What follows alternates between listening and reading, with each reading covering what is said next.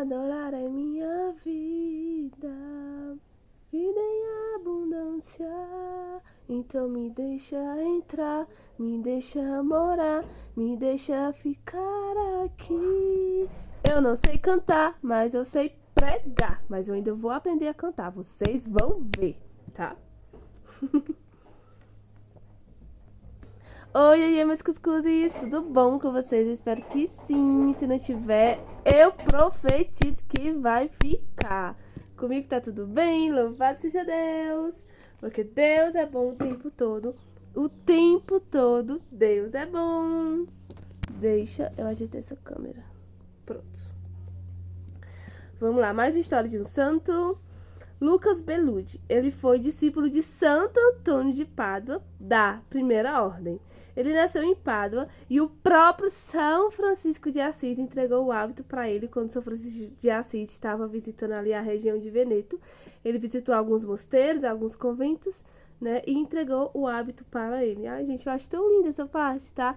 Quando outros santos, né, por exemplo, quando os filhos de São Francisco de Assis tiveram contato diretamente com ele, né? Que hoje São Francisco é santo e esses também, né? Que seguiram os passos dele também é santo.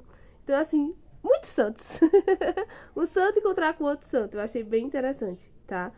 Essa parte quando o próprio São Francisco entrega, conversa, né? Conviveu com outros santos franciscanos também. Então ele passou 7 anos evangelizando, né? A mesma coisa que eu já contei em outros vídeos sobre o carisma franciscano, cuidar dos doentes, dos pobres, era tudo isso que ele fazia.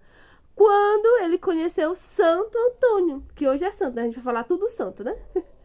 Então quando ele conheceu o Frei Antônio, né? Que hoje é Santo Antônio de Pádua, gente, aqui diz na história que foi assim, uma alma gêmea, entendeu? Quando um se encontrou com o outro, os dois não se desgrudaram mais, começaram a andar, um ia para um lado e o outro ia para o mesmo lado, entendeu? Onde um ia, o outro ia atrás. E aí eles fizeram algumas coisas juntos, né? Por exemplo, eles participaram do capítulo geral da Porcíncula em 1230. Quando Santo Antônio foi pregar a quaresma para o Papa, ele também estava lá e os dois também participaram do capítulo geral de Assis. Então, assim, eram assim, entendeu? BFFs. Amigos mesmo. Bem interessante, né, gente? Essa questão da amizade, porque é muito bom, né? Por exemplo, São Francisco era muito amigo de Santa Clara, né? Santo Antônio era muito amigo do São Lucas Beludi. Então, assim, né? Dá pra gente ter amizade santa também. Bem interessante essa parte da história também, né? Dessa amizade deles dois. Resumindo, né? Os dois fizeram muitas coisas juntos. E no dia 13 de junho de 1231, ele viu seu melhor amigo, né? O seu professor, o seu mestre.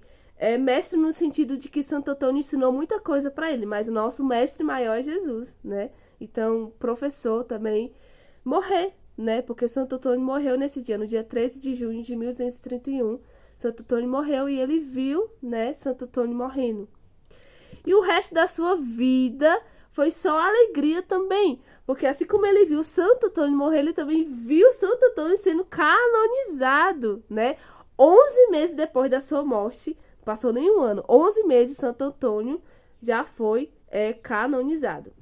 E ele morreu, né, o Lucas Beludi, por volta ali de 1285 e foi canonizado pelo Papa Pio XI no dia 8 de maio de 1927.